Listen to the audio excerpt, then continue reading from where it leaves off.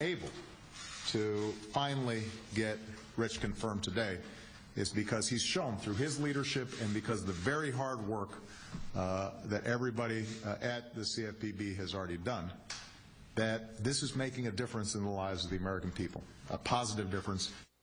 That may be, but of course Cordray's confirmation, along with 4 others, would not have happened if 98 senators didn't enter this place on Monday. Yes, that is the old Senate chamber, where cameras and the media are not allowed. Jimmy Williams has argued in the past that the Senate is one area where a little less transparency could actually be helpful. He was a senior advisor to Majority Whip Dick Durbin, and also with us today is the president of Americans United for Change, Brad Woohouse, who says the compromise on nominations actually shows we need bigger filibuster reform. Jimmy, straight to you, unpack what happened with those 98 senators in the room and why it matters.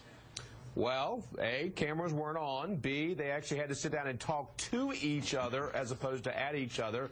Remarkable how that works out. And remember, the last time they did this was during impeachment. And what happened? The House, on a party line vote, for the most part, impeached Bill Clinton. It went to the Senate. They went and sat down in the old chamber. And what happened? Ted Kennedy, Orrin Hatch, and others sat down and said, you know, guys, we got to save the country. We can't do this. Fast forward to 2013, exactly the same thing happened. Those men and those women sat in that chamber. Here's the interesting thing, though, about what happened in that chamber. The majority of those Democrats, which are in the majority in the Senate right now, never have been in the minority. They don't have a clue what it's like to have less staff, less money for your budget, less office space, et cetera, et cetera. And so I think to a large degree, with John McCain and Chuck Schumer and others' help, they walked to the brink, they looked over the edge, they saw it, they didn't like what they saw, and they all pushed back. And that's why we got a deal. Brad, and then Jimmy, I want to get you to respond to an idea, because I believe there won't and should not be substantive filibuster reform.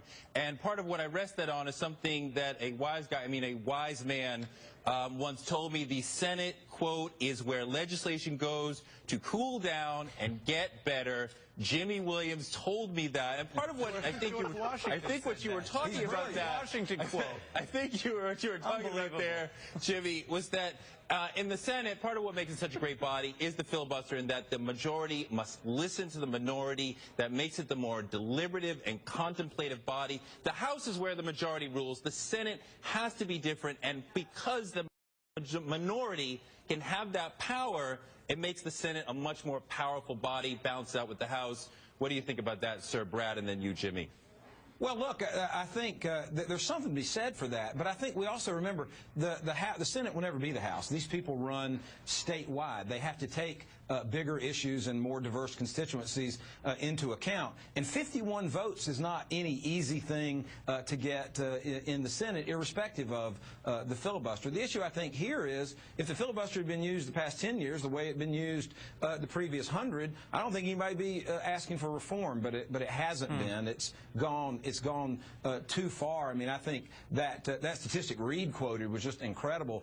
Over 400 filibusters he dealt with in 6 years. Lyndon Johnson had to deal with 1. Yikes. You know, that is just shutting down the work of the American people, and you can't have that. So some type of reform, or the sword of Damocles, which is what the Democrats held over the Republicans. One way or the other, things need to be able to move with minority say, but not with complete obstruction on behalf of the minority. Jimmy, of course the Republicans are currently abusing it, but eventually they'll be in the majority. Do you want a reform that gives them that much more power when they're in the majority in the future?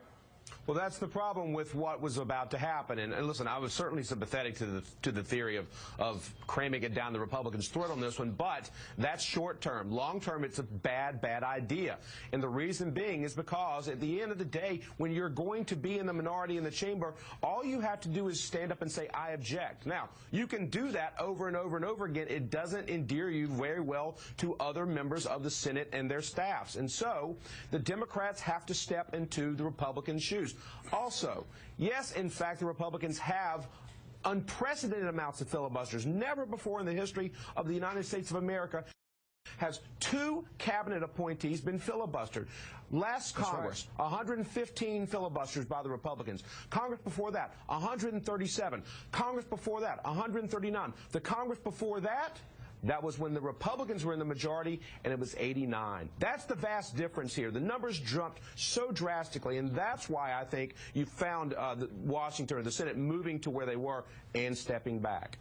You know, Brad, I guess I kind of disagree with the way the news this week has been framed about this. We're talking about how, you know, wow, the Senate came close, and then they all took a look at it and said, oh, we're not going to do that. But I kind of feel like they didn't formally change the rules on filibusters this week, but functionally they did. It's now, they sort of established with this that you cannot, you know, a norm of the Senate cannot be, you know, sort of a broad obstruction, broad blockade of executive branch nominees. And if Republicans go back, if they revert to that in the next 6 months, in the next year, Democrats made it perfectly clear this week, they will take the nuclear option. And I think we have every reasonable expectation that if Republicans become the majority party, if they have the White House, and Democrats begin acting the way Republicans have the last few years, Republicans will take that step. So it's sort of, they did sort of, without changing the rules, they kind of did change the rules this week, I feel.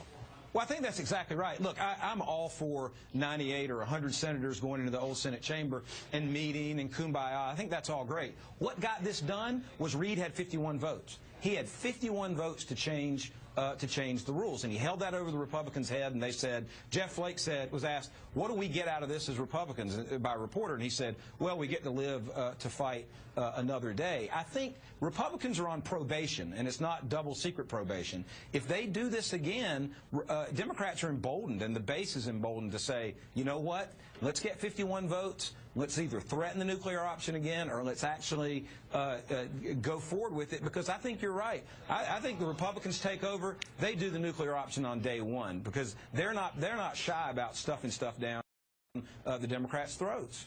They're not shy, and they probably won't get stuck calling it the nuclear option. They'll say it's the democracy option or the majority option. Yep. Somehow they seem better at messaging some of this stuff. But thank you both for sharing your experience with us. Great. Thank you. Up next, making a deal with the devil, and we're not talking about anymore Washington politics, the latest chilling testimony in the Whitey Bulger case, and in the guest spot, an investigative reporter with a shocking, true story of how FBI informants really operate.